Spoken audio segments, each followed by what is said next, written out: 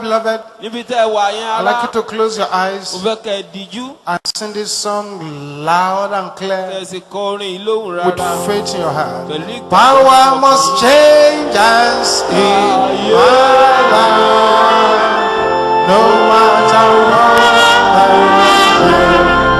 we say. Power must change us in my life, no matter what we say. In Jesus' name. In Jesus' name. In Jesus' name.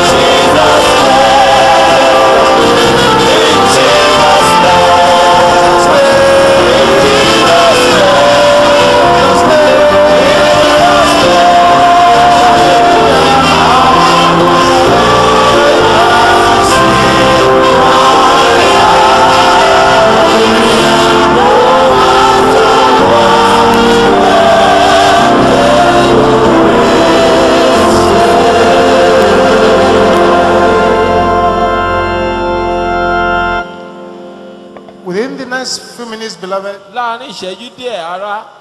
are some powerful, yoke-breaking, evil-gate destroying, and miracle-receiving confessions I'd like you to make.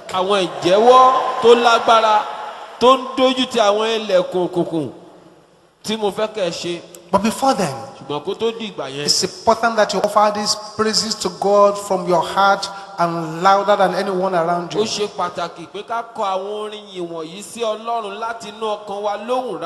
The Lord inhabits the praises of his people. Glorious in holiness, the Bible says, and fearful in praises. When you begin to praise God, you put fear into the heart of your enemies. So sing this song from your heart loud and clear. Are you ready now? Blessed be the Lord God Almighty.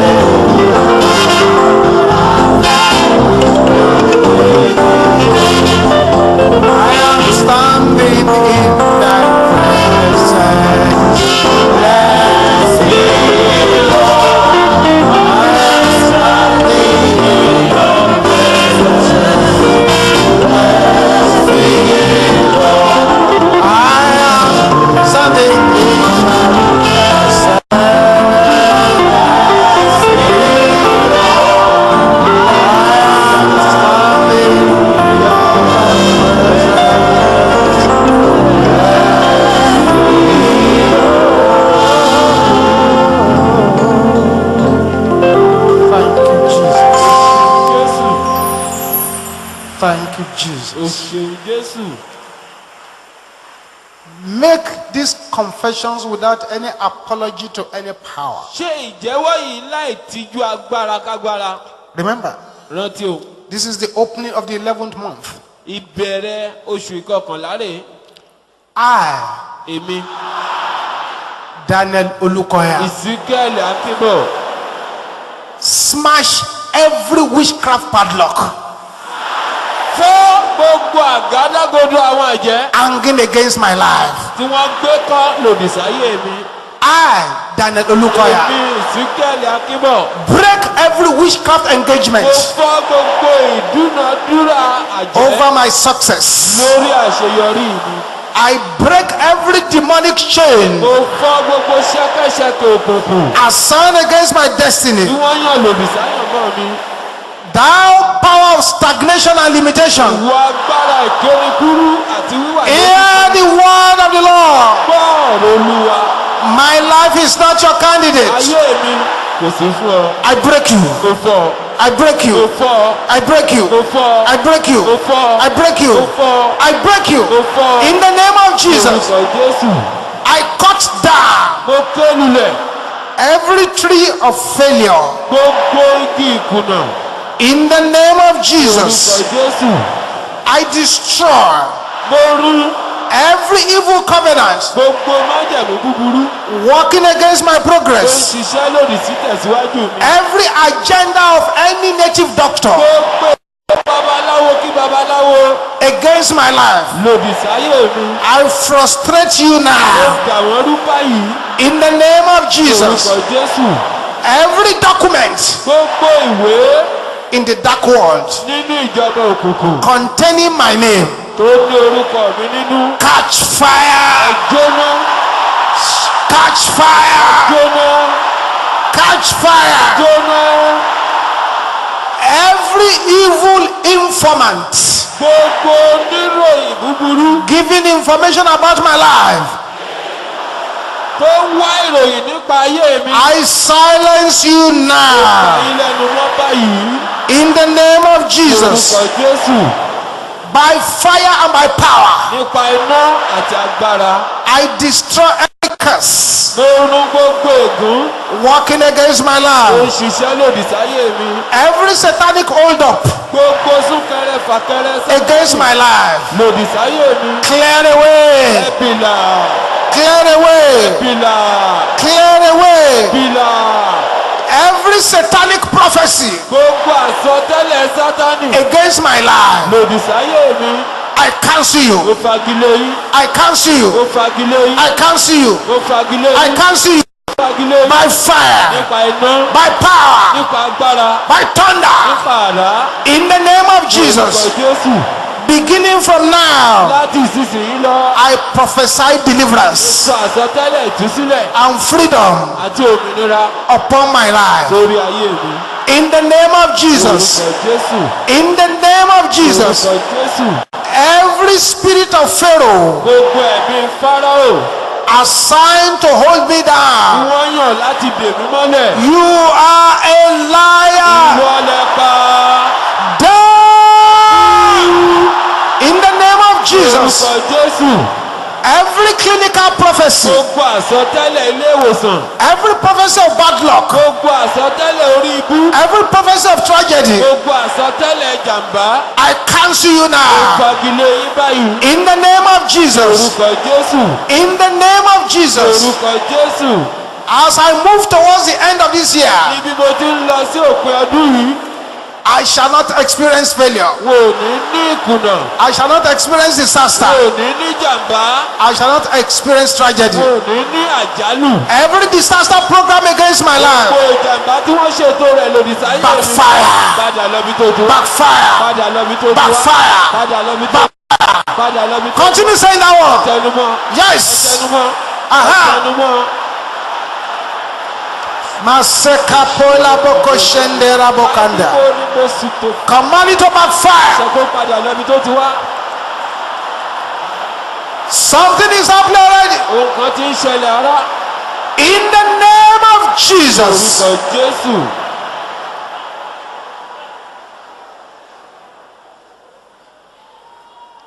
Let there be silence now. Those words, they are bringing down the praises you have uttered and the words that have followed now. They are bringing down power of God upon people here. That's right.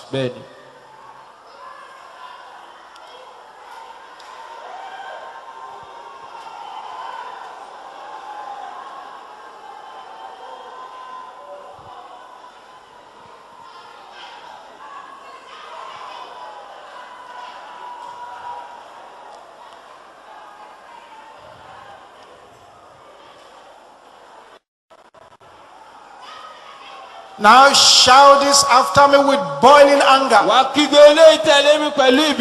want you to roar like thunder in this prayer. Because the angels to carry out these instructions are already here. Say this loud and clear. Any problem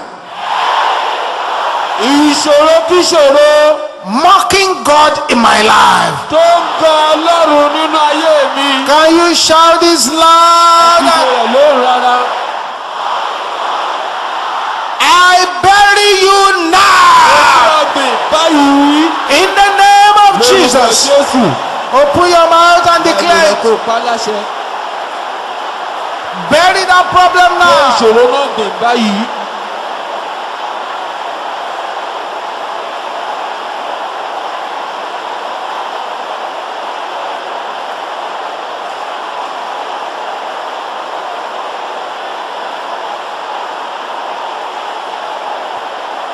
Oh yes. Bury it now.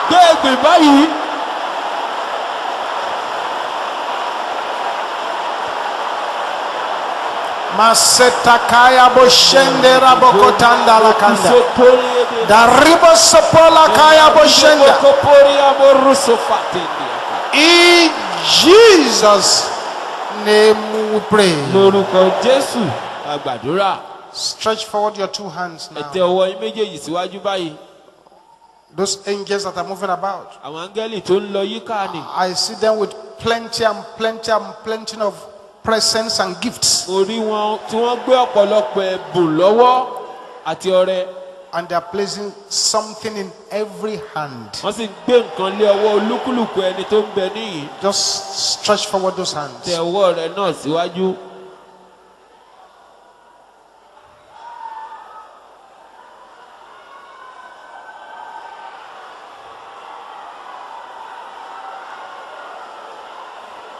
Masekatenda ya boshenda ribosopola kaya boshende rabakanta mana ribosopola kaya boshente deketela kaya boshende rabokopola makanda rabosanda.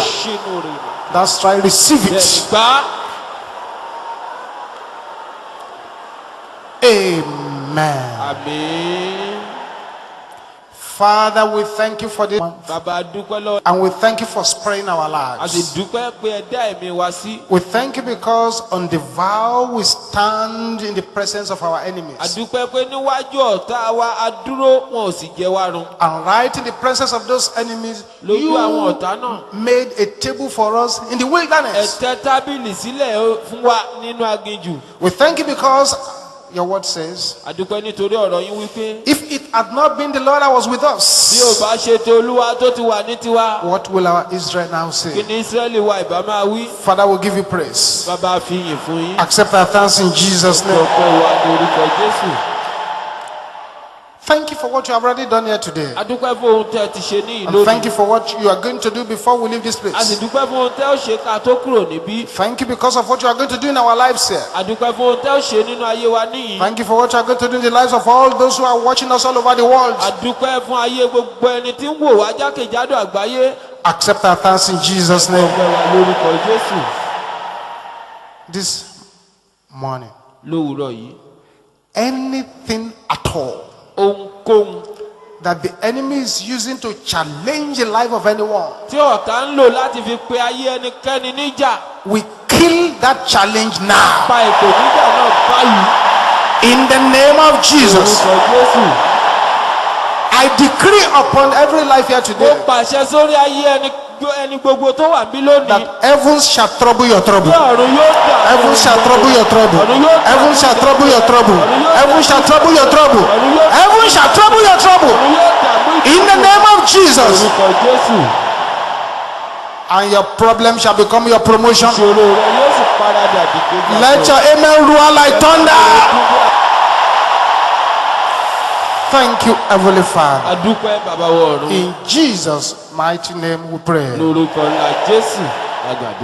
Before you sit down, I'd like you to prophesy into the life of 7 persons. Say it with boldness and with power. Tell the person, as this year is going to an end, disaster shall not be your lot. In the name of Jesus. Say it to 7 persons.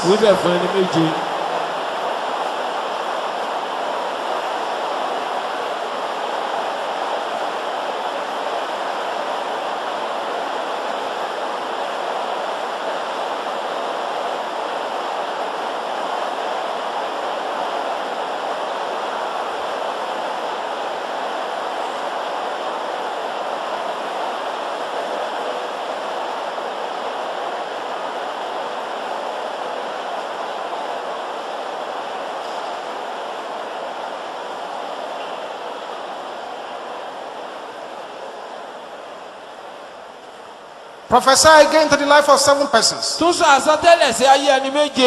my friend, any power hired to kill you shall kill themselves. In the name of Jesus. Can you say that to 7 persons?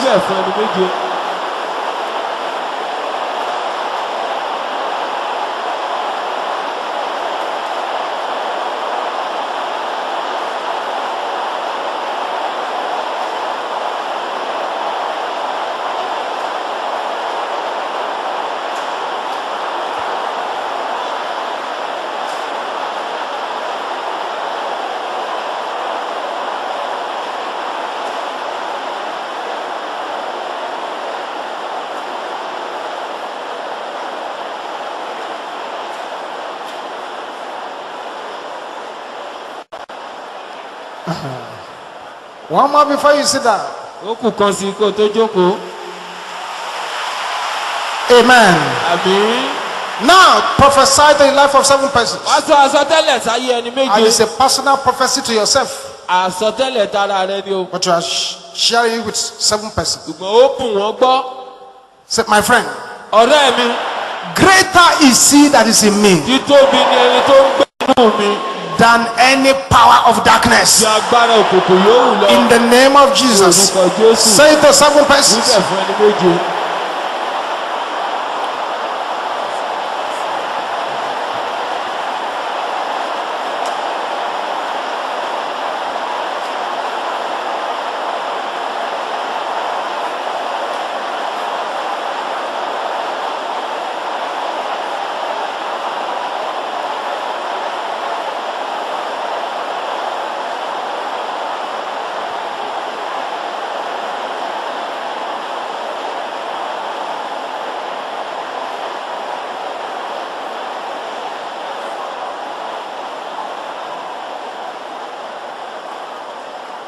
Shout it loud, hallelujah. Let's have a seat. God bless you.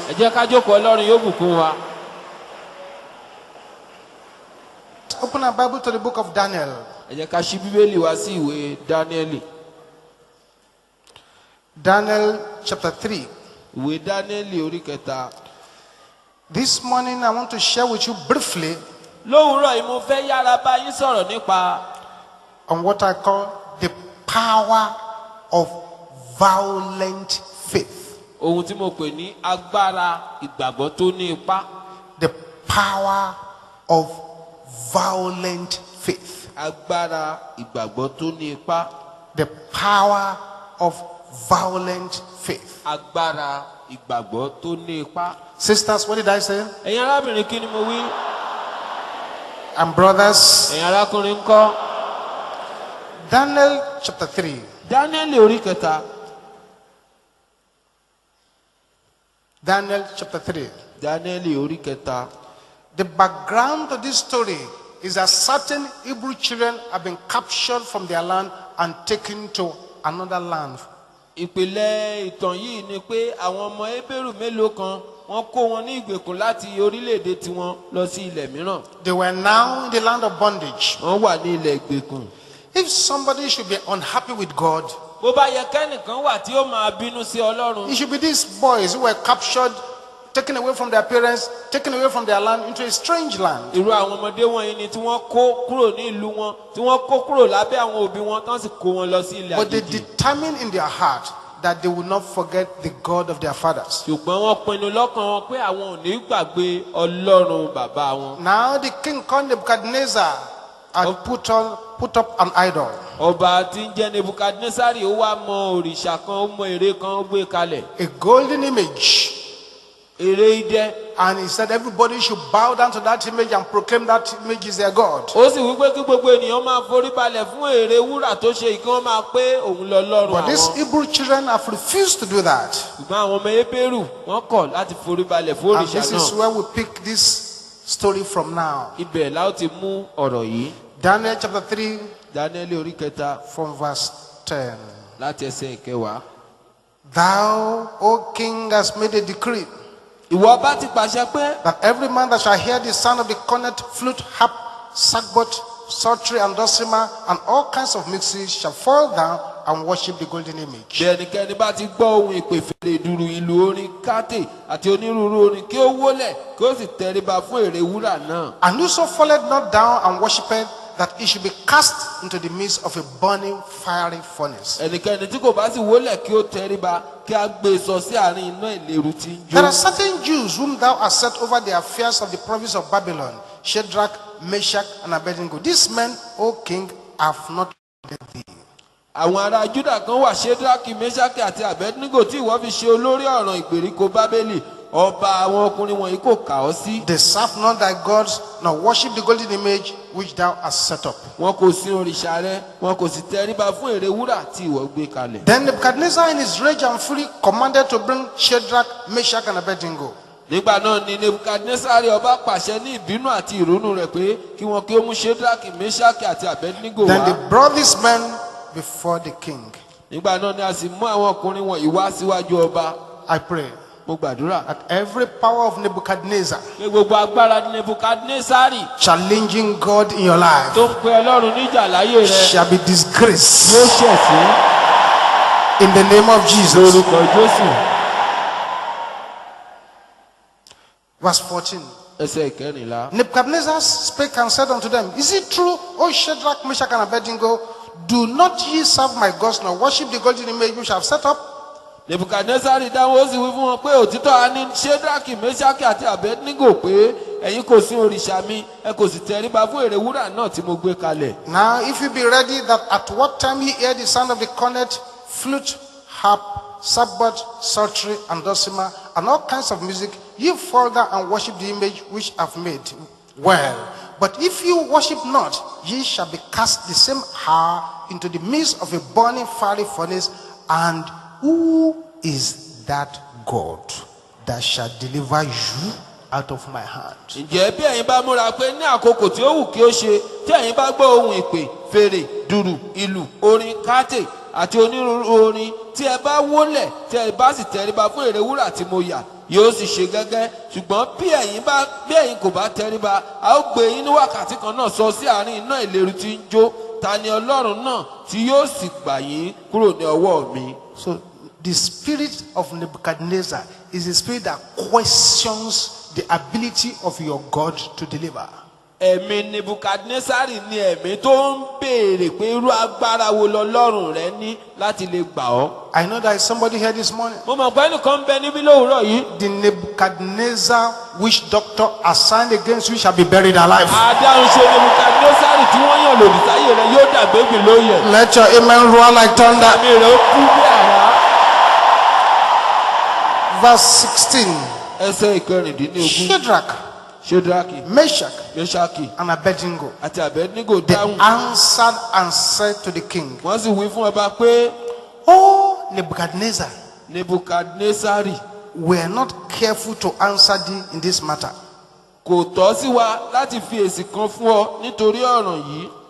What does that mean? They say we don't need to think about our answer. We don't even need to meditate. We don't need to sit down and hold a meeting. No, it's not necessary. We have a ready-made answer to this. So we're not careful to answer. We can answer straight away. Verse 17. Say, if it be so, our God whom we serve is able to deliver us from the burning fiery furnace, and he will deliver us out of thy hand, O King. Violent faith. Say, but if not, and if God decides, okay, I won't deliver you. Say, be it known unto thee, O King, that we will not serve thy God, nor worship the golden image which thou hast set up. The rest of the story, you know. They threw them into the fire. Those who threw them there died because it was so hot. But then a fourth man appeared in the fire and converted the flames to air conditioners. Amen. The Bible says even their clothes were not burnt. The only thing that got burnt was the rope the kings used to tie their hands. They were delivered out of that furnace. That what those three boys demonstrated is what is known as violent faith.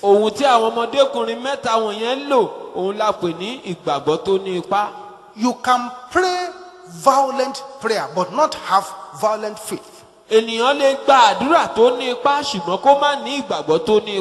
day you combine your violent faith plus your violent prayer, no power can submerge you.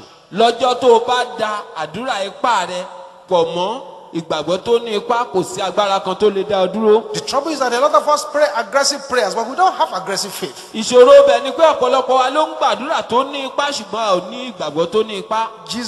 looked at Peter, said, "O thou of little faith." Little faith. Why did you doubt? The little faith of Peter was able to carry him for a while on that water, until he now began to sink. There is a difference between praying fire prayer and having fire faith. I want you to understand this very well. Faith is to believe what we do not see. You have not seen it. You believe it. And the reward of that faith is that you will see what you believe. Faith is that link that binds our powerlessness to the almightiness of God. Those who are powerless, but if they have great faith, that faith will tie them to the Almighty God. There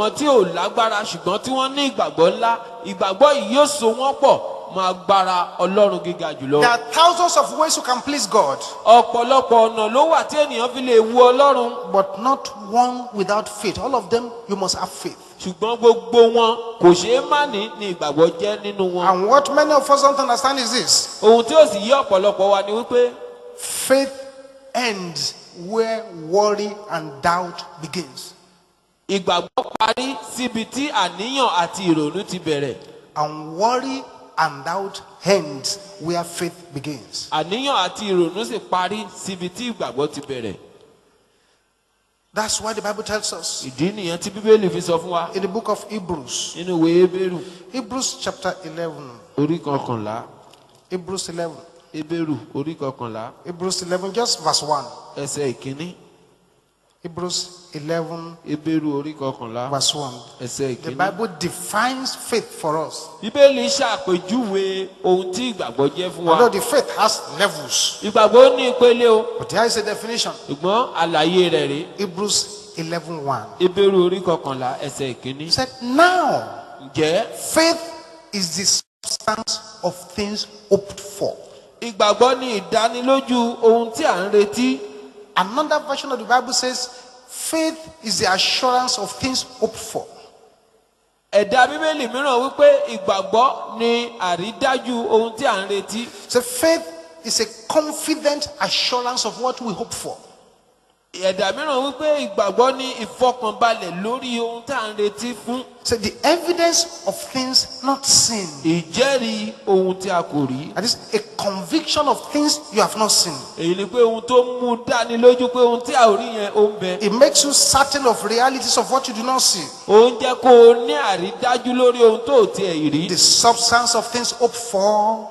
Ìdánilójú ohun tí à ń The retí. evidence of things not seen. Ìjẹ́rìí ohun tí a kò rí. The Bible says in the same Hebrews 11 says that without faith it's impossible to please God. Nínú Hébérù orí kọkànlá ẹsẹ̀ ìkẹfà Bíbélì wípé láìsí ìgbàgbọ́ kò ṣeé ṣe láti wu Ọlọ́run. All those who were ever useful to God in Scripture, who moved mountains for the Lord, were men and women of violent faith. Gbogbo àwọn ènìyàn tó wúlò nínú ìwé mímọ́ fún Ọlọ́run, àwọn ẹni tó ń mú ọwọ́ Ọlọ́run láti ṣiṣẹ́, wọ́n jẹ́ àwọn ènìyàn lọ́kùnrin lóbìnrin tó ní ìgbàgbọ́ ipá. The greatest grabbers of who grabbed miracles, grabbers of miracles, when Jesus was around, were men and women of faith. Àwọn ènìyàn tó rí iṣẹ́ ìyanu jágbà jù lọ́wọ́ Ọlọ́run nígbà tí Jésù pàápàá wà lókè erùpẹ̀, àwọn tó rí iṣẹ́ ìyanu jágbà jù lọ làwọn ènìyàn lọ́kùnrin lóbìnrin tí wọ́n ní ìgbàgbọ́. You and I have to now key into this. Ire àti èmi náà á ń láti wá darapọ̀ mọ́ eléyìí. If we want to receive uncommon blessings, we must key into what those early saints did.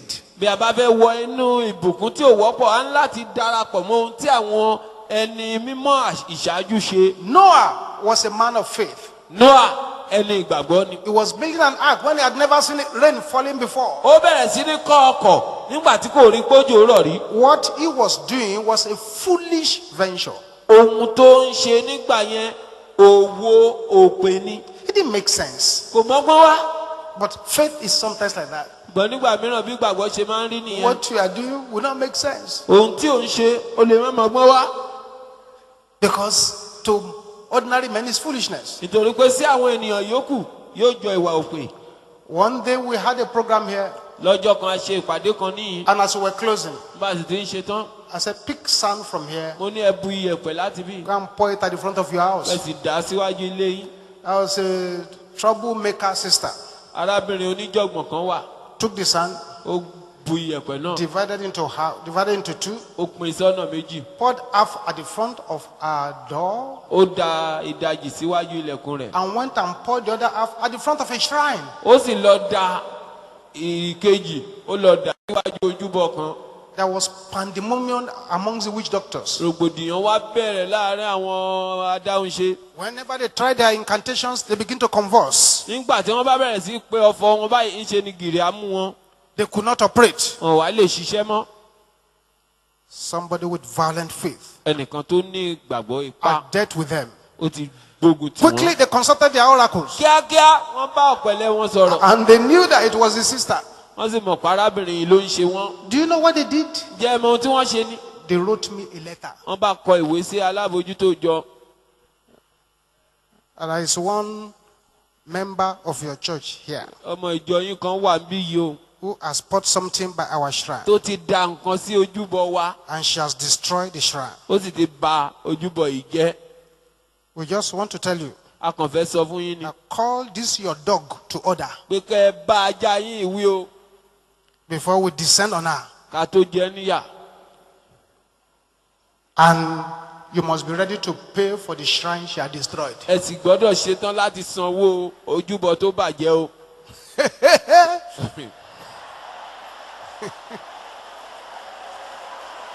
Amen. Àmín.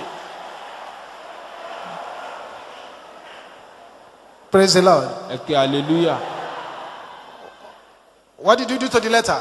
Kí ló tá a ṣe sí lẹ́tà náà? We anointed it again to cause more trouble. A tún da òróró sí láti dá wàhálà sílẹ̀ fún wọn sí. Noah was doing a very foolish thing. Noah ń ṣe nǹkan tó jọ ìwà òpè. At a stage, Nígbà tó dé àárín kan, and I began to run around the streets, ó tún bẹ̀rẹ̀ sí í sáré kiri nígboro. catching animals, Ó bẹ̀rẹ̀ sí í gán àwọn ẹranko mú. catching the fowls, catching the Amú birds, adìyẹ, catching amú the ajá, lizards. amú aláǹgbá. And people looked at him Àwọn èèyàn sì wò and ó. said, oh dear, Ó mà ṣe o. he has finally gone mad. Òkú ti wá sínwín tán. But by the time the rain started, Wọ́n gbà tó jó bẹ̀rẹ̀. then we knew who the mad people were. Ìgbà yẹn la tó mẹ́ni tó jẹ́ wèrè gan. Abraham was a man of faith. Ábúráhámù jẹ́ ènìyàn ìgbàgbọ́. It was violent faith to forsake his people, forsake his nativity, and go to a dangerous venture. Ìgbàgbọ́ ipá ni fún ènìyàn láti kúrò ní ilẹ̀ rẹ̀, kó kúrò láàárín àwọn ènìyàn rẹ̀, kó sì rawọ́lé òwò tó léwu. It was a violent faith to offer up Isaac. Ìgbàgbọ́ tó ní ipá ni láti fi Ísákì sílẹ̀. Joseph in Egypt was a man of faith. Jósẹ́fù ní ilẹ̀ Íjíbítì ẹni ìgbàgbọ́ ni. The midwives of Pharaoh, they were women of faith. Àwọn agbẹ̀bí Fáráò obìnrin ìgbàgbọ́ ni wọ́n. Caleb was a man of faith. Kálẹ́bù ó jẹ́ ènìyàn ìgbàgbọ́. David was a man of faith. Dáfídì ó jẹ́ ènìyàn ìgbàgbọ́. Elijah confronting the prophets of Baal was a man of faith. Èlíjà tó dojúkọ àwọn wòlíì Báálì ènìyàn ìgbàgbọ́ ni. We need to do something about this. A nílò láti ṣe ohun kan nípa eléyìí. If you buy a milk tin now, a milk tin, Bó bá ra pangolo mílìkì, you are buying it in faith. ìgbàgbọ́ ló gbé ọ̀rá. In faith that when you open that tin, Pé nígbà tó o bá ṣí agolo ọ̀hún, there will be milk inside. mílìkì á wà nù rẹ̀. Some say, pray for me that my faith will be big. No, you have faith. What you need to do now is to turn it to the violent one. Àwọn ẹlòmíràn ní ẹ jọ̀wọ́ ẹ gbàdúrà fún mi kí n lè rí kí ìgbàgbọ́ mi ó lè pọ̀ rárá o. Ìgbàgbọ́ wà ń bẹ̀. Ohun tó nílò ni pé ìgbàgbọ́ kékeré yẹn náà yí padà kó ní ipá. That small faith that made you to buy a tin of milk and you didn't believe that there will be water, that you believe there will be milk. That's all that is needed. Ìgbàgbọ́ kékeré tó ní yẹn náà tó fi ra mílìkì tó o sì gbàgbọ́ pé mílìkì ni ó máa wà nù rẹ̀ kì í ṣomi. Ìgbàgbọ́ yẹn náà tó ohun tó nílò nìyẹn. When you got that this morning now, you sat on that chair. You did not fear that it will suddenly collapse and you land on the floor. That's the faith. Ìgbà tó débí ìlú òwúrọ̀ yìí bó ṣe rí ìjókòó yẹn òjókòó lé náà ni ó ronú pé ó lè jẹ́ kó fìdí gbálẹ̀. Ìgbàgbọ́ nìyẹn. So you already have faith. Every man has faith. Nítorí náà o ní ìgbàgbọ́, gbogbo ènìyàn ló sì ní But ìgbàgbọ́. now we're talking about having stubborn confidence in the words of God. Ṣùgbọ́n à ń sọ̀rọ̀ nípa kí ènìyàn ní ìgbàgbọ́ tó lágídí nínú ọ̀rọ̀ Ọlọ́run. Jesus said, if you have faith like a mustard seed, Jésù wípé bẹ́ẹ̀ bá ní ìgbàgbọ́ bíi hóró mustadi, it's enough. yóò ti tó. The mustard seed was the smallest of all seeds. Hóró mustadi òun ló kéré jùlọ nínú gbogbo irúgbìn. If you have seen it before, Ẹni bá ti rí rí. if you move too close to it and you are breathing too heavily, it will fly away. Bó bá súnmọ́ hóró mustadi tí mímí rẹ̀ bá pọ̀ lápọ̀jù yóò fẹ́ dànù. But the trouble with the mustard seed is that as small as it is, when it is coming up, it refuses to be discouraged. Ṣùgbọ́n ọ̀rọ̀ hóró mustadi ni pé bó ti kéré mọ́ ni bó bá ti ń dàgbà báyìí yóò kọ̀ kẹ́nìkankan dìhun lọ́wọ́ ni. It will keep trying regardless of what you have done to the seed. Láì náání ohun gbogbo tó bá ṣe sí irúgbìn òun yóò máa ṣakitiyan láti rí pé òun hù. If a rock smashes into the ground, it will keep trying. It will keep growing. Bí àpáta bá lù ú lálùbọ́lẹ̀ yóò tún gbìyànjú láti hù. If it was covered up, it will keep growing. It will never get discouraged. Bí It will wọ́n bá never fi give nǹkan up. bò mọ́lẹ̀ yóò wá àyè láti rú sókè kò ní sọ̀rètí nù. It will keep looking up and keep growing. Yóò máa wá àyè sókè yóò sì máa dàgbà. That's why Jesus said that faith you need Ìdí nìyẹn tí Jésù wí pé irú ìgbàgbọ́ yẹn ló nílò. is a faith like that of a mustard seed. Ìgbàgbọ́ bíi fóró mustadi. Faith Ìgbàgbọ́ is not personal persuasion. kì í ṣe ìbáraẹnisọ̀rọ̀, It's not carnal desire. kì í ṣe ìfẹ́ ọkàn ẹni nípa tara, It's not carnal ambition. kì í ṣe ohun téèyàn ń lépa nípa tara, It's not foolishness. kì í ṣe ìwà òpè, It's not anything you do by sight. kì í ṣe ohun tí ènìyàn ń fojú ṣe. You need to add violence to that faith. O nílò láti fi ipá kún ìgbàgbọ́ Like náà. the men of old, Gẹ́gẹ́ bí àwọn ẹni ìgbàanì, so that you can possess all the possessions that faith can get for you. kó ba lè gba gbogbo ìní tí ìgbàgbọ́ lè fún ọ. Your faith can get you bodily healing. Ìgbàgbọ́ rẹ ó lè jẹ́ kó rí ìwòsàn gbà nípa tara. Get you protection. Ó lè jẹ́ kó rí ìdáàbòbò. Get you miracles. Ó lè jẹ́ kó rí iṣẹ́ ìyanu gbà. It can get you renewal of your youth. Ó lè jẹ́ kí ìgbà rẹ ó dọ̀tun. Can get you success. Ó lè fún ọ ní àṣeyọrí. This is why today, before you leave this place, Ìdí nìyẹn tó fi jẹ́ pé lónìí ìka tó kúrò ní. you must, like the men of old, Bí àwọn ẹni ìgbàanì. begin to exercise the kind of faith O gbọ́dọ̀ bẹ̀rẹ̀ sí lo irú ìgbàgbọ́ that will scare your enemy. tí yóò ṣẹ̀rù bà ọ̀tá rẹ. Raise up your right hand to the heavens Nawọ́ ọ̀tún rẹ sókè ọ̀run. and declare this again Kí o loud sì and clear. pàṣẹ lóhùn rárá báyìí. Power of Nebuchadnezzar, Agbára Nebukadnesari assigned to roast me alive. tí wọ́n yàn láti sun mí lóòyẹ̀. Die in the name of Jesus. Orúkọ Jésù.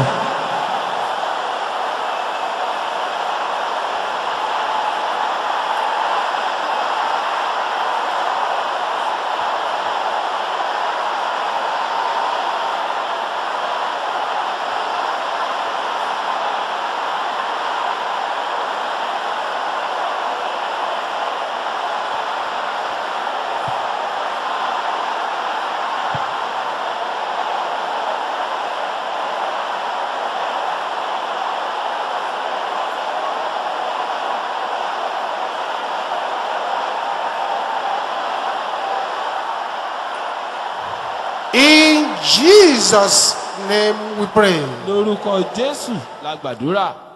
Violent faith. Ìgbàgbọ́ tó ní ipá. Somebody has said, Ẹnìkan wípé the song, orin Pass Me Not, O Gentle Savior, má kọjá mi olùgbàlà is not a gentleman's song. kì í ṣe orin àkúnlẹ̀kọ. When you begin to sing, Nígbà tó bá bẹ̀rẹ̀ sí kọ máa. Pass me not, O gentle Savior,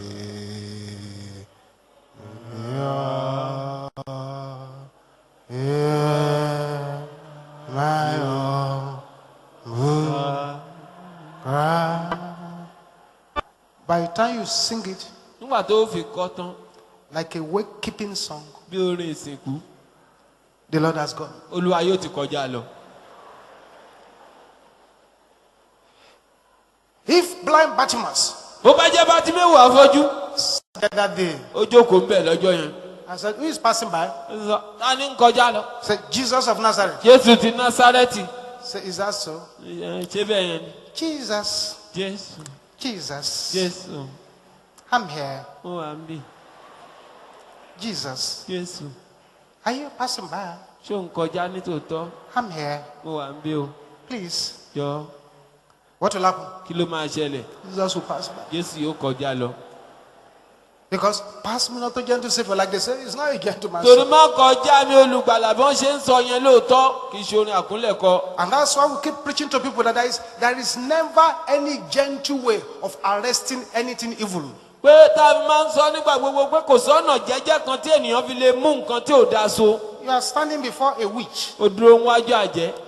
Say, oh witch, Ó sì ń pé ewu àjẹ́. will you be kind enough to leave me alone? Ṣe jẹ́jẹ́ kó o jáwọ́ lọ́rọ̀ mi. Don't you see that your human rights record is poor? Ṣé o rí pé bí wọ́n ṣe ń hùwà sí àwọn ọmọ ènìyàn kò dára? Don't drink my blood. Má mu ẹ̀jẹ̀ mi I'm kẹ́. the only child of my Èmi mother. nìkan ni ìyá mi bí. Have mercy. Ṣàánú fún mi.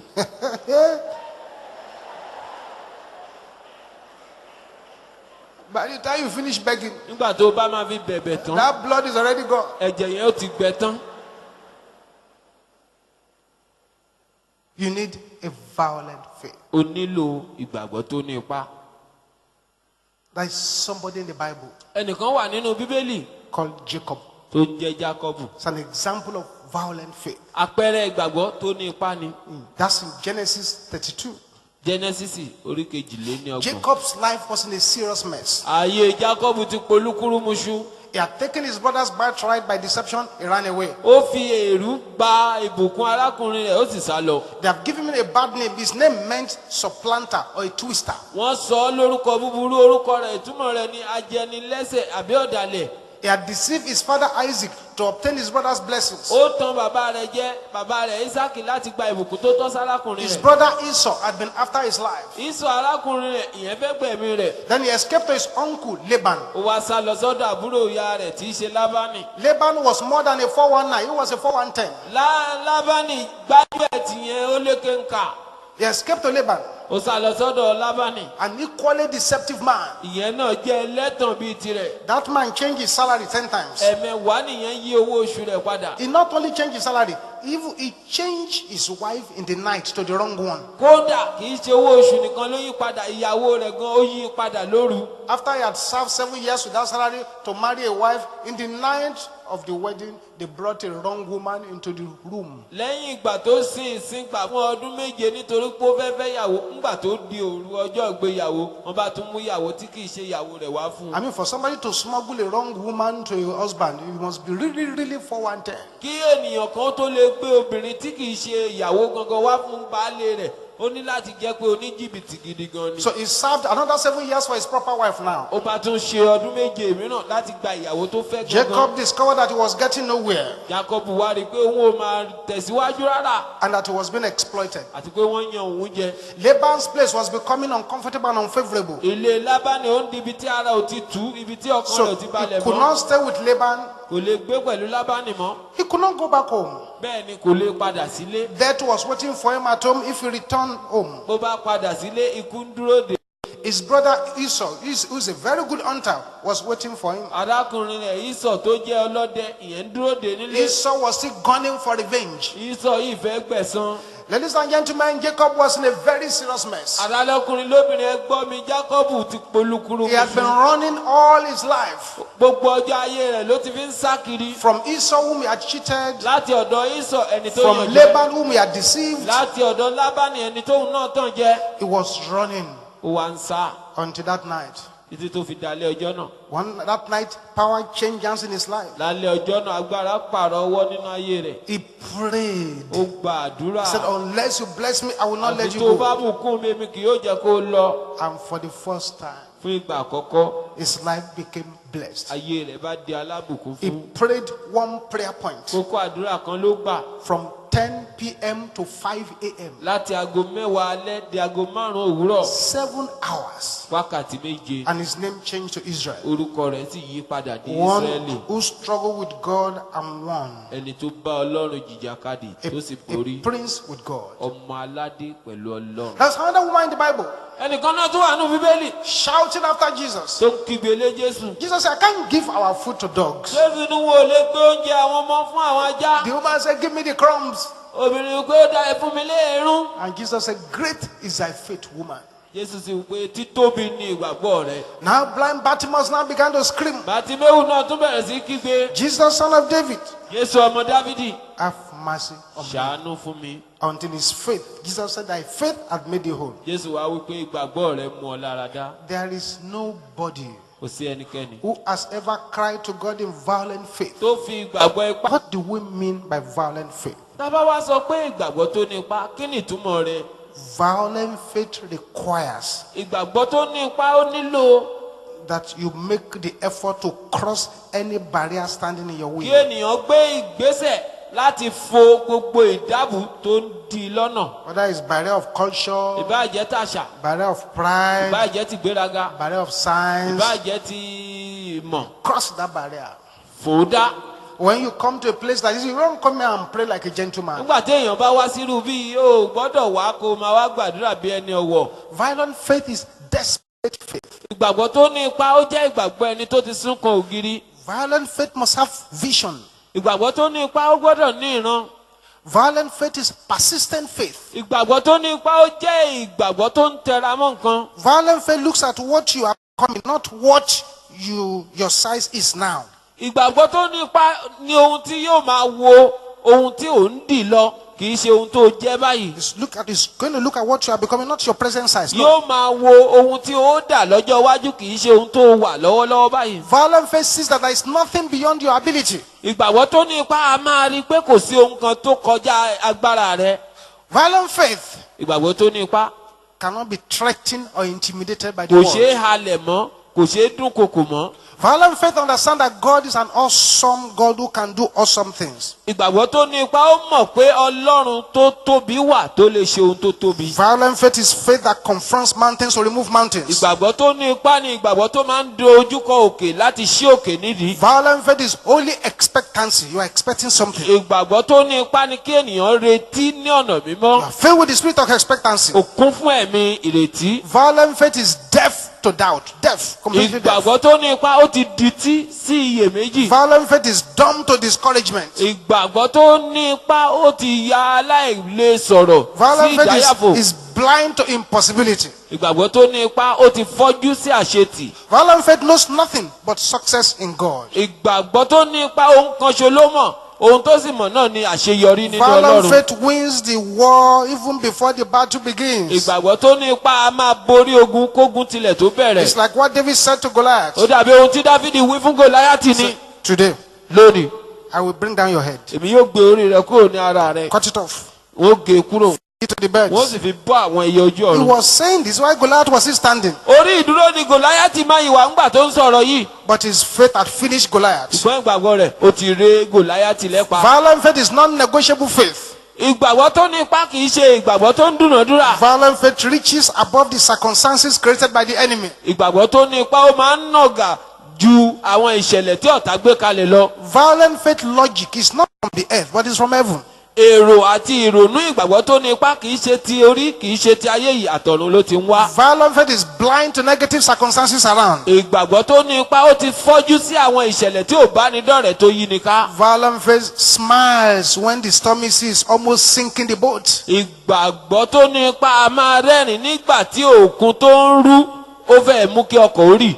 Violent faith disgraces all the huge diabolical kingdoms who are trying to defy our efforts. Ìgbàgbọ́ tó ní ipá ó máa ń gan àwọn ìjọba ńlá tí òkùnkùn tó ń gbìyànjú láti dojú ìmọ̀ wa rú. Violent faith subdues the roar of the lions that want to make us fear. Ìgbàgbọ́ tó ní ipá á máa mú kí ìbúramúramù àti ìhàlẹ̀ àwọn kìnìún alágídí tó fẹ́ mú kẹ́rù ó bà wá á máa mú wálẹ̀. It quenches the fire assigned to engulf and destroy us. Ìgbàgbọ́ tó ní ipá ó máa ń pa iná tí wọ́n rán láti pa wá lẹ́nu mọ́ àti láti run wá. Violent faith mocks the mockers who are bent on disgracing us. Ìgbàgbọ́ tó ní ipá á máa gan àwọn ẹlẹ́gàn tí wọ́n fẹ́ fi wá ṣẹ̀sín. Just like Elijah stood that day Gẹ́gẹ́ bí Èlíjà ti dúró lọ́jọ́ ni. and he declared a contest. Tó sì pe ìdíje. Say, you call upon your God, Ẹ̀yin ẹ ké pe Ọlọ́run yín. and I will call upon the name of the Lord. Èmi yóò sì ké pe orúkọ Olúwa. Say, the God who answered by fire. Ọlọ́run tó bá fi iná dáhùn, Let him be God. òun ni kó ṣe Ọlọ́run. And they say, well done. Wọ́n sì wí pé ó wíire. We accept. Àgbà. They say, you start first. Wọ́n ní ó yá ẹ̀yin kọ́ bẹ̀rẹ̀. The Bible said they started around late in the morning Bíbélì wí pé wọ́n bẹ̀rẹ̀ ní òwúrọ̀ until the evening time. títí tó fi di ìrọ̀lẹ́. They cried and cut themselves with knives. Wọ́n kígbe, wọ́n ké, wọ́n fi ọ̀bẹ géra wọn. The Bible says at a stage, Bíbélì wí pé nígbà tó dé àkókò kan, Elijah began to mock them. Èlíjà bẹ̀rẹ̀ sí gàn wọ́n. Wow. Ó mà ṣe o. That's violent faith. Ìgbàgbọ́ tó ní ipá He nìyẹn. mocked them. Ó gàn Say, wọ́n. call him. Ẹ pé Is he asleep? àbọ̀ ń sùn ni. Wake him up. Ẹ jí o. Has he traveled? Àbọ̀ ń rìnrìn àjò. Bring him back. Ẹ ké sí kó máa bọ̀ nílé. It is not that Baal has no power. Kò máa ń ṣe pé Báálì ò lágbára. Baal has power. Báálì lágbára. If he doesn't have, those men will not be cutting themselves with knives. Ó bá jẹ́ pé kò lágbára ni àwọn ará bí òní máa géra wọn lọ́bẹ̀. But that day, Ìmọ̀ lọ́jọ́ náà. a man of violent faith was standing around Ọkùnrin onígbàgbọ́ ipá dúró nítòsí. and quenching the power of Baal. Ó sì ń pa agbára Báálì. You mock your mockers Ó gan àwọn tó ń gàn ọ́. because you have a greater power Nítorí ó ní agbára tó ju tiwọn lọ that is behind you. lẹ́yìn rẹ̀. Today, Lónìí, I want you to pray some prayers. mo fẹ́ kẹ́ ẹ gba àwọn àdúrà kan. 14 of them. 14 ni wọ́n. We pray 7 now. A gba 7 nísìnyí. And then just as you're about to go home. Bó bá wa kù díẹ̀ kẹ́ ẹ máa So lọlé. don't go home until you pray the last 7. Torí náà ẹjọ́ ẹ máa lọlé láì jẹ́ pé ẹ ti I gba want you 7 to tó leave this kẹ́yìn. place with that anointing upon your life into this Nítorí new mo fẹ́ month. kẹ́ ẹ gbé ìfòròyàn yẹn lọlé wọnú oṣù tuntun yìí. So don't be in a hurry to run away from the presence of the Lord. ẹ má kánjú láti kúrò níwájú Olúwa o. 7 now. méje nísinsìnyí. When we are about to share the grace, we now pray the last 7 on our heads. nígbà tá a bá sì ti fẹ́ ṣe oore ọ̀fẹ́ a ó wá gba méje tó kù sórí wa. Violent faith. ìgbàgbọ́ tó ní The ipá. power of violent faith is able to quench your fire. agbára ìgbàgbọ́ tó ní ipá ó lè pa iná rẹ. It's able to put all your enemies to shame. ó lè dojú gbogbo àwọn ọ̀tá rẹ. It's able to disgrace any power that wants to disgrace ó you. lè fi agbára tó fẹ́ fi ọ́ ṣẹlẹ́yà It's ṣẹ̀sín. able to pull down the mountains before you. ó lè fa àwọn òkè lulẹ̀ níwájú rẹ. It's able to challenge every false prophet standing ó against lè you. pe gbogbo wòlíì èké tó ń dúró lòdì sí ọ It's níjà. able to reverse anything the experts have said. ó lè fa ọwọ́ gbogbo nǹkan táwọn ọ̀jọ̀gbọ́n sọ ó lè fawọ́ rẹ̀ sẹ́yìn. It's able to change anything any consultant has told you. ó lè yí ohunkóhun tí ọ̀jọ̀gbọ́n kankan bá sọ fún ọ padà. The power of violent faith has no respect for any medical opinion. agbára ìgbàgbọ́ ipá kò bọ̀wọ̀ fún ohunkóhun tó níṣègùn òyìnbó sọ. You need to surrender your life to ó Jesus. nílò láti fi ayé rẹ̀ fún Jésù. That's the first thing. ìgbésẹ̀ kínní nìyẹn o. Then when you've done that, nígbà tó bá ṣe yẹn tán you will now get into the word of God, ó wà wọnú ọ̀rọ̀ Ọlọ́run lọ. which is quick and sharp and powerful. tó yè tó lágbára tó sì yè koro. Then you begin to pray revelational prayers. ó wá bẹ̀rẹ̀ sí gba àwọn àdúrà ìfihàn. You pray with stubborn faith. ó gbàdúrà pẹ̀lú ìgbàgbọ́ tó ní Pray agídí. with holy violence. ó gbàdúrà pẹ̀lú ipá mímọ́. And then you add faith to what you are doing. ó ṣẹ̀ wá fi ìgbàgbọ́ kún ohun tó ń ṣe. When Peter saw that lame man, nígbà tí Pétérù rí ọkùnrin amúkun nì. the silver and gold we don't have. ní wúrà àti fàdákà wa ò ní. He was rise and walk. wọ́n dìde kó rìn. He was trying to be unwilling. ọkùnrin yẹn ó ń lọ́ra. They pulled him up, wọ́n fà á sókè. and the man began to ó jump. sì bẹ̀rẹ̀ sí bẹ́ sókè. The power is there today agbára Ọlọ́run ń bẹ ní lónìí. to move you up láti mú ọ wá sókè.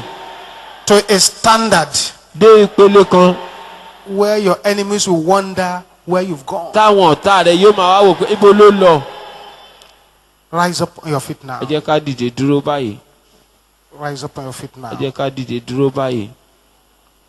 It is with this power of violent faith pẹ̀lú agbára ìgbàgbọ́ onípá yìí you can speak destruction to the enemy. la lè sọ̀rọ̀ ìparun sí You ọ̀tá. can speak death to a lè sicknesses. sọ̀rọ̀ ikú sí àìsàn. You can speak paralysis to any power a that lè wants to sọ̀rọ̀ paralyze you. ẹ̀rọ lápárọ̀ lẹ́sẹ̀ sí agbára kágbára tó fẹ́ yà wá You lárọ̀. can decree civil war in the camp of the o lè enemy. pàṣẹ ogun abẹ́lé ságọ́ ọ̀tá. You can speak woe to the camp of the o lè oppressors. pàṣẹ ègbé sí àgọ́ aninilára. You can speak rottenness into their bones. o lè sọ̀rọ̀ jíjẹrà sínú egungun wọn. With this power of violent pẹ̀lú faith. agbára ìgbàgbọ́ tó All nípa. eyes closed. kí gbogbo wa díjú wa. But you see, if you are here this morning wọn bó bá wà bí lówùúrọ̀ yìí and you are not born again, tó o sì ti di àtúnbí. you have not just surrendered your life tó to o ti Jesus, fi ayé rẹ fún Jésù Kristi.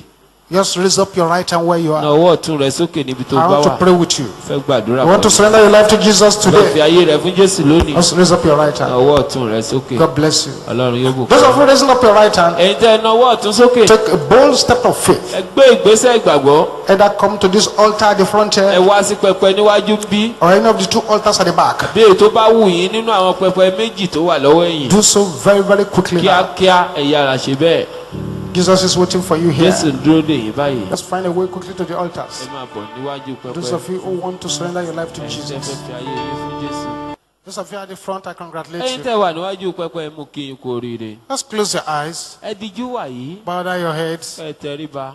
and say what I'm going to say after me. kẹ̀sì wí tẹ̀lé mi nísinsìnyí. Say, Father, pé bàbá in the name of ní Jesus, orúkọ Jésù. I come before you now. mo tọ̀ yín wá nísinsìnyí. Lord Jesus, Jésù Olúwa come into my life. ẹ wọnú ayé mi wá. Take control of my ẹ life. gbàkóso ayé mi. Beginning from today, láti òní yìí lọ. I say bye-bye to the devil. mo ṣe ó dìgbò ṣe fún èṣù. I enter into the kingdom of wọnú light. ìjọba ìmọ́lẹ̀. In Jesus' name, lórúkọ Jésù. amen. àmín. I'm going to pray with you wọ́n now. gbàdúrà fún yín báyìí. Father, I thank you for your children bàbá here. mo dúpẹ́ lọ́wọ́ yín fún àwọn ọmọ yín wọ̀nyí. I pray that your hand, your power will be upon their mo lives. gbàdúrà pé ọwọ́ yín àti agbára And yín yóò today, pàdé as they ayé have wọn. surrendered their lives to Jesus, lónìí bí wọ́n ti fi ayé wọn fún Jésù. let it continue to be well with them. kó máa dára fún wọn Write their nìṣó. names, O Lord, in the book of life. Olú ẹ kọ orúkọ wọn sínú ìwé ìyè. Thank you, Lord Jesus. Olúwa ṣeun. In Jesus' name we pray. lórúkọ Jésù la gbàdúrà. 7 prayers àdúrà méje to be prayed in violent faith. tá ó gbà pẹ̀lú ìgbàgbọ́ tó ní ipá. After the order of blind Bartimaeus. Gẹ́gẹ́ bí ti Bátíméù afọ́jú. Each of these prayers Ọ̀kọ̀ọ̀kan àwọn àdúrà wọ̀nyí. have massive amounts of testimonies attached to Wọ́n them. ní ọ̀pọ̀lọpọ̀ ìjẹ́rìí tó dìrọ̀ mọ́ wọn.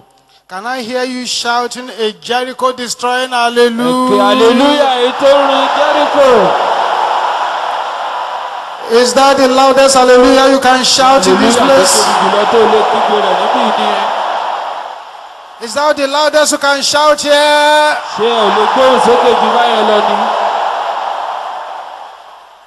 With that volume. That's why I want you to pray this prayer. We have a few minutes to pray them. But within those few minutes, transactions shall take place that will move your life forward. Every virtue stolen from my life. Can you shout that loud? Come back now.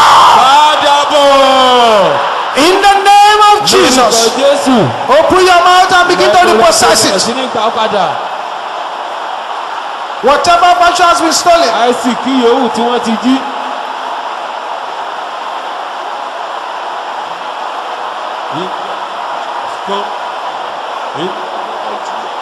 That's right.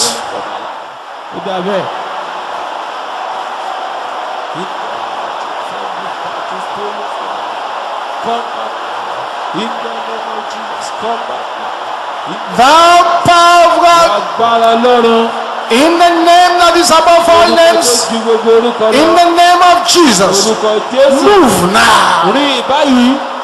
In Jesus' name we pray.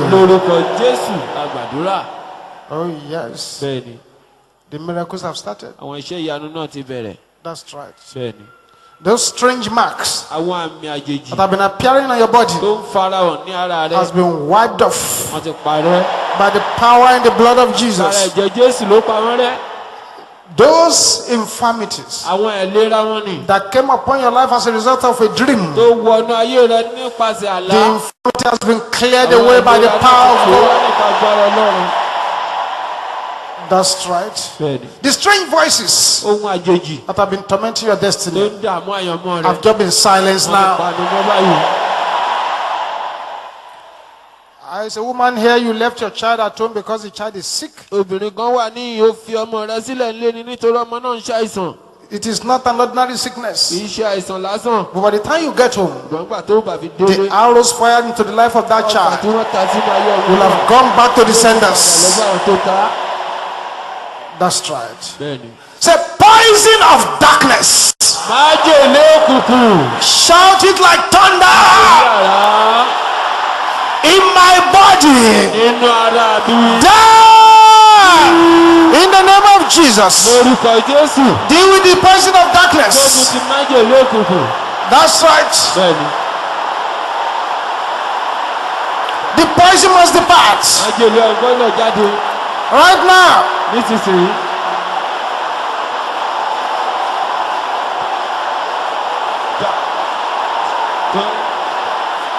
Masopoteke ya boshende rabokondaraba. Ripi aliketende ya boshende. In Jesus' name we pray.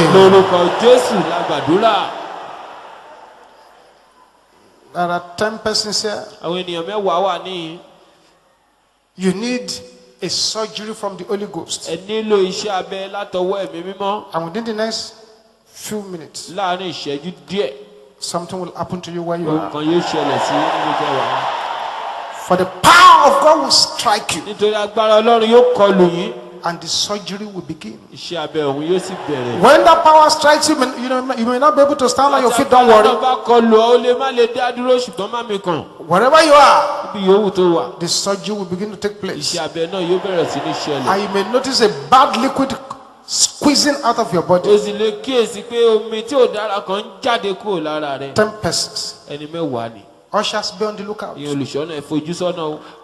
Yes, that's the power of God. Thou power of God, in the name which is above all names, in the name of Jesus, move upon these people now. In the name of Jesus. That's number one. Number two. Number three. Number 4, 5, 6, 7. Something is happening over there. That's right. Receive a new kidney. Receive a new liver. Receive a new kidney. Receive a new liver. That's number 8. Number 8. Number 9.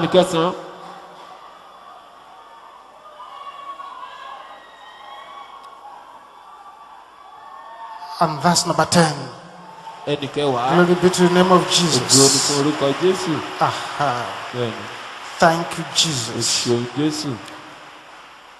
So, power of delayed blessings.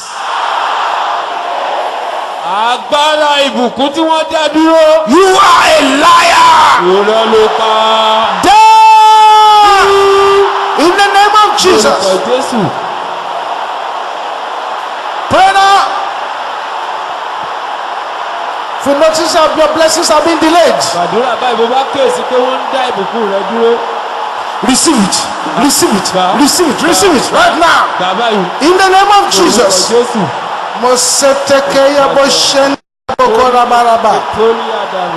Yes.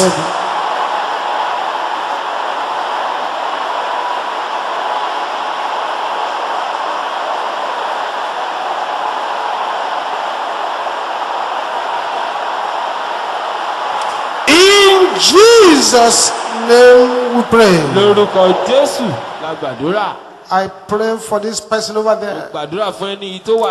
You actually heard your name being called. You didn't know that it was a call from the grave. Right there where you are. The ordination of death upon your life is cancelled now. Yes, that's the power of God coming upon you. That's right.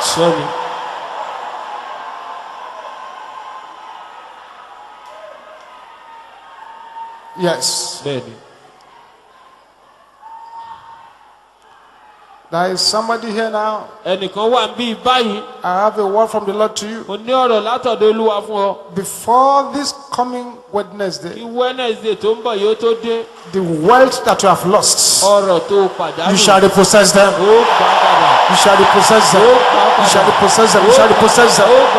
You shall repossess them.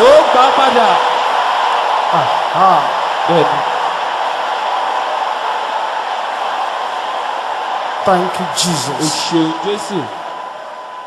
And you that fell over there, where you have been rejected before, they are coming to beg you now to come back. Thank you, Jesus. Thank you, Jesus. Shout this prayer with boiling anger. Every grave dug for me, swallow your digger. In the name of Jesus. Thou start commanding to swallow their diggers.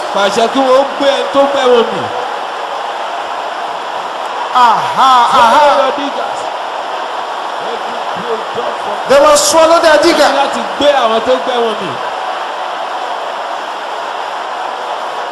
Thank you, Jesus. Thank you, Jesus. Thank you, Jesus.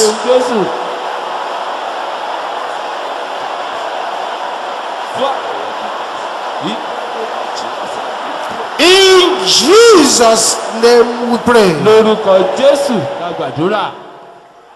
I just heard the voice of the Lord now. He said it is time for me to give out new organs. Let there be silence now. That's right. There are some here. They have given you an evil clinical prophecy about your body. That bewitched organ in the body has just been taken out. And a new one has gone in for replacement. That's right. That's right. Thank you, Jesus. Say, every gate of my father's house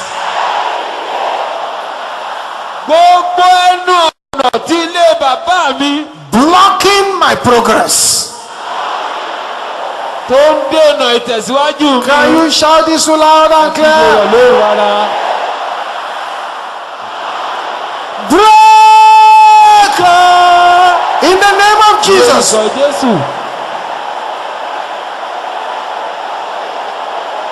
Aha!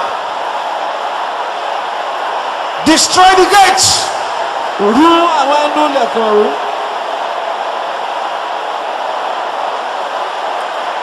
Thank you, Jesus.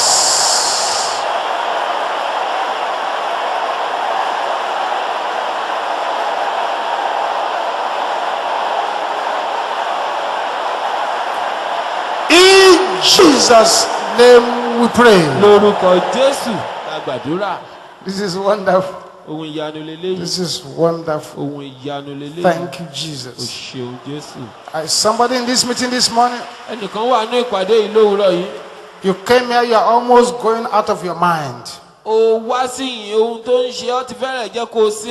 are confused. I have information for you that your miracle has come. Your miracle has come. Your miracle has come.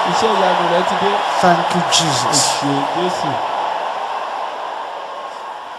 2 more before you sit down. Any curse affecting my brain, can you shout this like thunder? Break in the name of Jesus.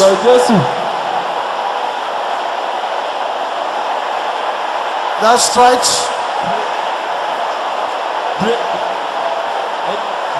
It's breaking now. It's breaking now.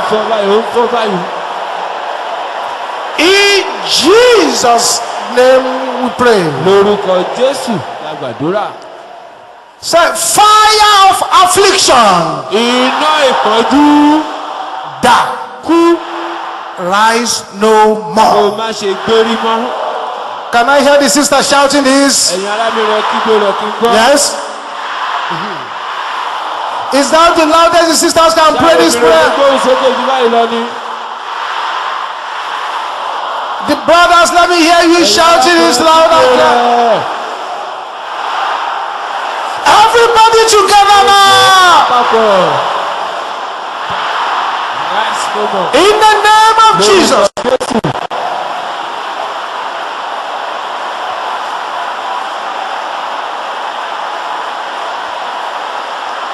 That's right.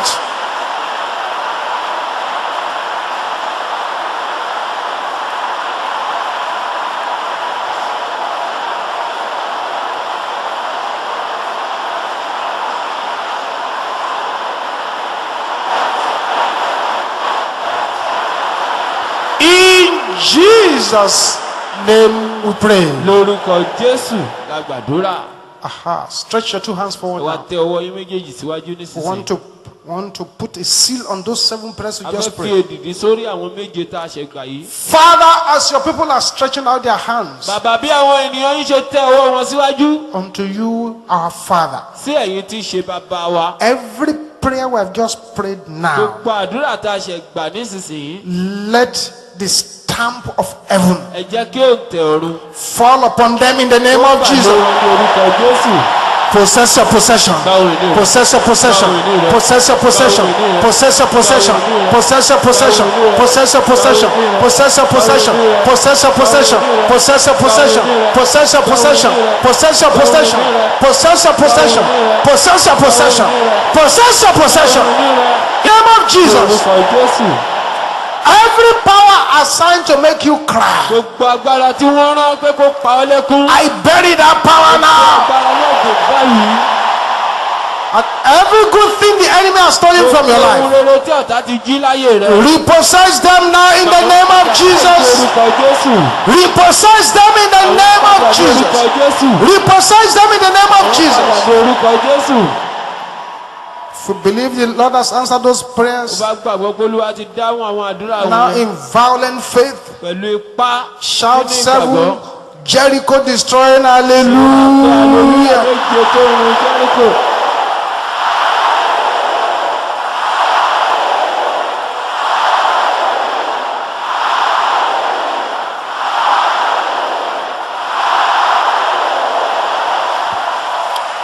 Thank you, Jesus. Èṣù Jésù. Hold your prayer letter in your hand.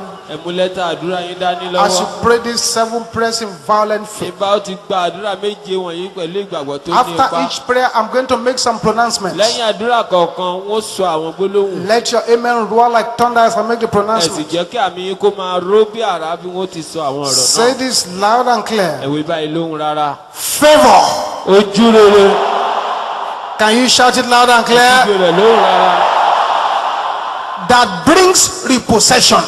Tí mú gbígba ìní ẹni padà. Fall upon my life now. Tàlé mi báyìí. In the name of Jesus. Orúkọ Jésù. Open your mouth and declare Ẹnu it. rẹ̀ kò pa láṣẹ. Favor that brings repossession. Ojú rere tó mú gbígba ohun ìní ẹni Come padà. upon my life now. Tàlé ayé mi báyìí. In the name of Orúkọ Jesus. Jésù.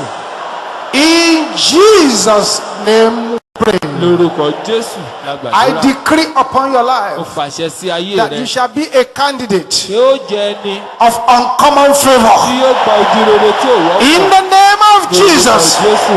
In the name of Lórúkọ Jesus. Jésù. Shout this again loud and Tún clear. kígbe eléyìí náà lóhùn rárá. Any altar Pẹpẹ kí pẹpẹ of infirmity tí àìlera raised against me, tí wọ́n gbé kalẹ̀ lòdì sí mi. catch fire. Jóná. Can you say that loud and Oníbẹ̀ clear? lóhùn rárá. Raised against me. Catch fire. In the name of Jesus. Lórúkọ Jésù. Open your mouth and declare it. Lẹ́nu rẹ̀ kó pa láṣẹ ní altar of infirmity. Destroy the altars of infirmity. Orú pẹpẹ àìlera. In Jesus' name we pray. Lórúkọ Jésù la gbàdúrà. Every infirmity present here, I bind you and I cast you Pẹpẹ out. àìlera tó bẹ ní ìmọ̀ gbé ọdún. In the name of Jesus. Lórúkọ Jésù. Right there where you Ibi are, tó wà ní. receive your healing. Gba ìwòsàn rẹ. Receive your healing. Gba ìwòsàn rẹ. Receive your healing. Gba ìwòsàn rẹ. Receive your healing. Gba ìwòsàn rẹ. Receive your healing. Gba ìwòsàn rẹ. Receive your Gba healing. ìwòsàn rẹ. In the name of Lórúkọ Jesus. Jésù.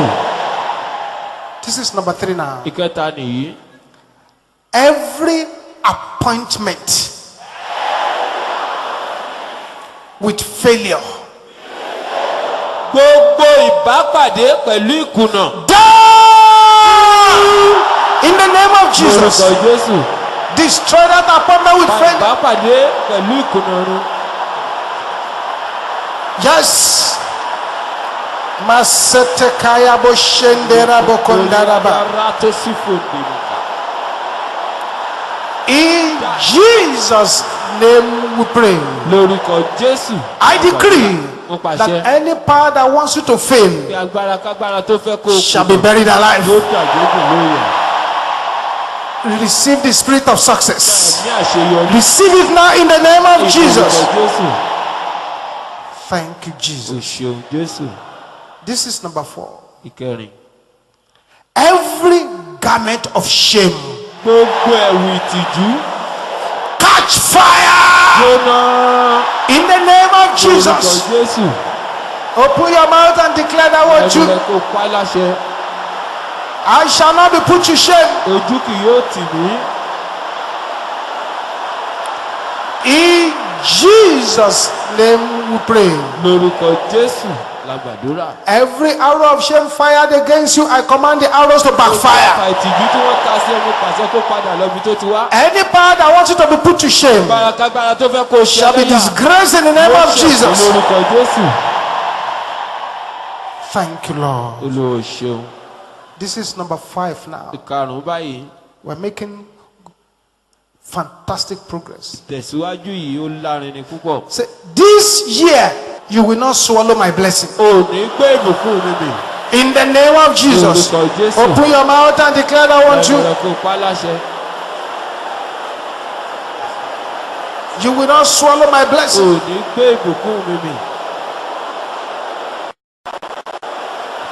In Jesus' name we pray. Father, I decree that any blessing that anybody has lost from January to date, wherever that blessing is hidden, possess your possession now. Possess your possession now. Possess your possession now. In the name of Jesus. This is number 6 now. Shout this at the top of your voice. Say, my enemy shall die in my place. In the name of Jesus. Open your mouth and declare that one too. That's right. The enemy that wants you to die shall die in your place.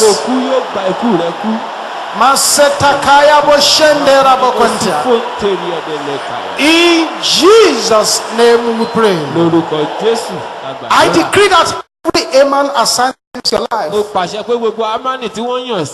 shall hang themselves. In the name of Jesus. Any power that wants you to die shall die. For you shall not die but live to declare the works of God. In Jesus' name we pray. This is number 7 now. Every owner of evil load, carry your load by fire. In the name of Jesus. Just deal with the owners of evil load. Let them carry their loads by fire.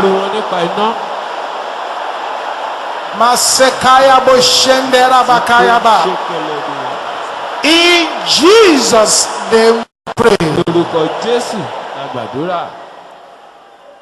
Let me congratulate all of you who stayed for these 7 prayers. Because miracles have happened in your life in an abundance. Thank you, Jesus.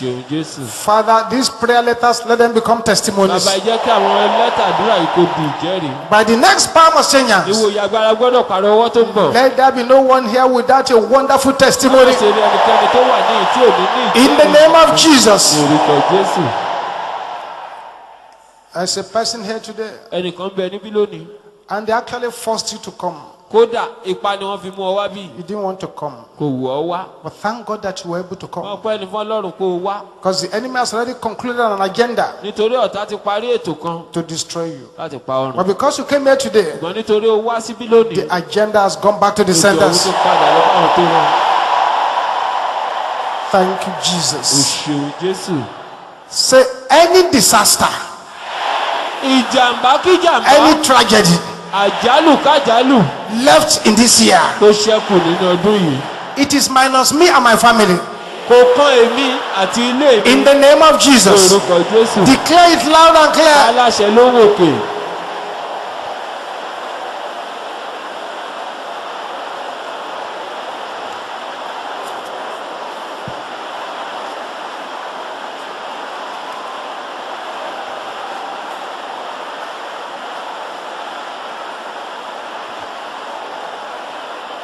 In Jesus' name we pray. It is written that you to the hills shall raise up your head. From there comes your help. Help comes from the Lord who made heaven and earth. Do not suffer your feet to be moved. For he that keepeth you will not slumber. That keepeth Israel shall neither slumber nor sleep.